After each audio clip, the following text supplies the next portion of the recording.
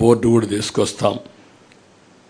మళ్ళీ ఇన్సూరెన్స్ చంద్రన్న బీమా పథకాన్ని తీసుకొచ్చి సహజ మరణానికి 5 లక్షలు, యాక్సిడెంట్ జరిగిపోతే 10 లక్షల రూపాయలు ఆర్థిక సహాయం చేస్తాం.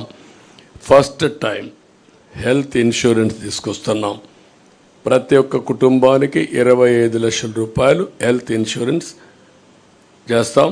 25 లక్షల రూపాయలు ఇన్సూరెన్స్ ఇప్పిస్తాం. ప్రతి ఒక్కరిది డిజిటల్ హెల్త్ కార్డ్స్ ఎస్టాబ్లిష్ చేస్తాం. ప్రతి ఒక్క మండలంలో జనరిక్ మెడికల్ షాప్ ఒకటి పెడతాం. అవి పెట్టినప్పుడు చాలా కాస్ట్ ఎఫెక్టివ్గా ఉంటుంది. అవి కూడా పెట్టి అందరికి అందుబాటులో పెడతాం.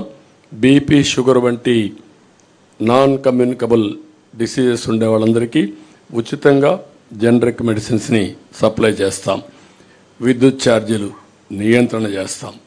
మళ్ళా కట్టడి చేస్తాం. అవినీతి అరికడతాం. సమర్థత పెంచుతాం. ఇంకొక పక్క చెత్త పన్ను ఇలాంటివన్నీ కూడా రద్దు చేస్తాం. ఇంటి పన్నులు కూడా హేతుబద్ధత ఉండాలి. ఇవన్నీ కూడా ఎక్కడికక్కడ సమీక్ష చేస్తాం. పెట్రోల్, డీజిల్ కూడా ధరల నియంత్రణ చేస్తాం.